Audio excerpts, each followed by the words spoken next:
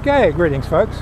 So in the last video we looked at the concept of Buddhism and how Buddhism we built an idea of mind mapping all the fundamental teachings around the word release, and how we talked about releasing attachment to time, releasing attachment to space, releasing attachment to the concept of self and mind to move more into infinity, and then how allowing the mind to experience infinity brings up that essentially the mind is light, and that insight generates what we call the path of light. We're essentially releasing the mind from its attachment to itself as a being of light to work up a vibrational scale to Nibbana. So this concept of release, we want to start putting the word release into each fundamental core teaching in Buddhism. So the first one I recommend is in relation to cultivating insight mind through releasing view. Now let's say you read a book on Buddhism, and this book on Buddhism is fundamentally a regurgitation of 100 other people who did commentaries and other books on Buddhism, and people read those books and they regurgitated another book on Buddhism. So I don't recommend so much going to commentaries, but going to actual sutras and reading them and tuning into them rather than reading commentaries. Now the reason I say this is common sense. You have 40 kids in a classroom and you ask them to write a thesis on Buddhism. And these 40 kids who are academics, intellectuals, some of them are going to get close to 100% and others are going to fail. But because it's such a field of knowledge that it's a spiritual thing that requires a very high degree of intuition, you can academically argue and sound correct when you're completely wrong.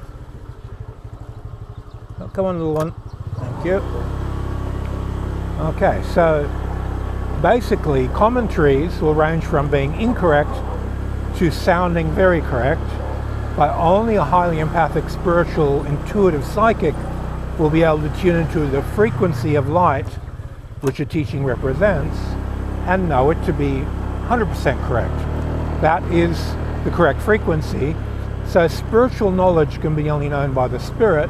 The spirit operates through psychic, intuitively empathic abilities, not the intellect. You cannot know anything in regards to the truth of Buddhism through reading it. The intellect can't comprehend the truth of Buddhism because it is the domain of the spirit, and intellectual knowledge does not function in the spirit. The insight mind functions through the spirit. The insight mind is developed through spirit senses. So we're sort of at a place where in order to study Buddhism, first you want to become psychic, you want to develop yourself intuitively. I reckon Franz Barden's book Initiation to Hermetics for developing your psychic capacities. Then you want to take those psychic spiritual capacities and apply the insight mind you've developed about universal laws to the process of release by reading Buddhist sutras. And then you contemplate how these sutras were presented verse by verse, word by word, very often, because one word will have very specific light frequency. Mentally transfer into that light frequency, recognize that light frequency for what it is, and let the insight mind be nourished by that light frequency, and then allow the intellectual mind to have a type of mirror reflection of knowledge or information that just comes down the line into the intellect, so that you can intellectually understand something. Opa. Come on, cow, get out of the way. Thank you. And then your intellect, if you tried to write that information down, even though you wrote it down 100% correctly in relation to how your intuition understood it, when someone else reads that information, they will translate it incorrectly because they don't have the experience. It's a bit like you writing down 100% correct description of what an orange tastes like, But unless they tasted an orange, they really don't understand what you said, even though you wrote it correctly. So this is Buddhism, and this is a big problem that Buddhism has.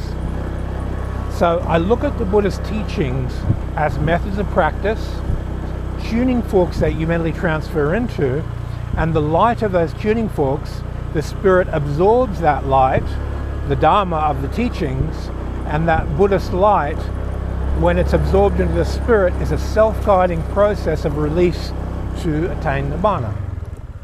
So those of you who are walking up to the retreat from the taxi stop, that's the retreat up there on the right. This is our neighbours on the left, and a lot of taxis will stop right here. Anyway, let's continue.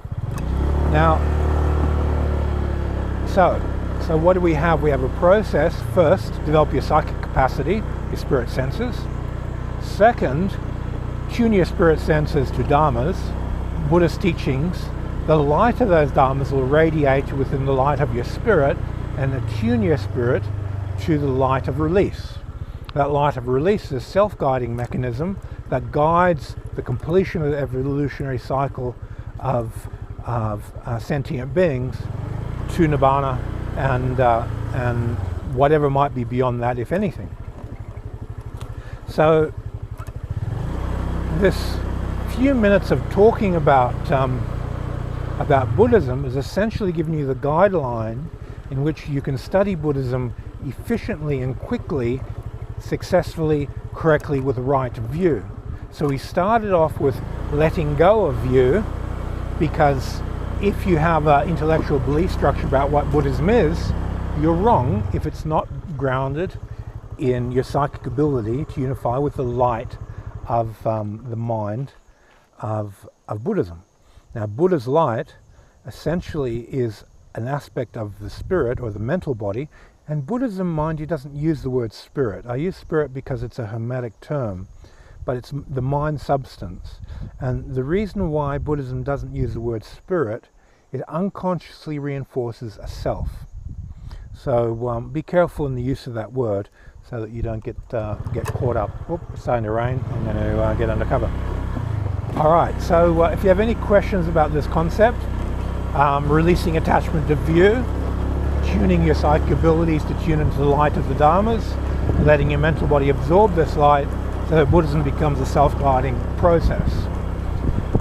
Every single teaching on Buddhism is essentially mind substance. It has a type of light and teaching in it, and that teaching is self-guiding. So the faster you develop your intuitive psychic capacities, the sooner you'll understand Buddhism.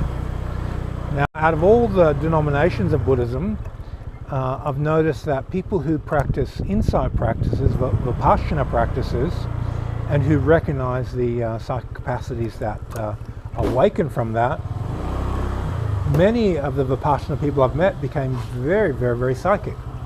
And their psychic capacities just woke up from paying attention through the sense gates.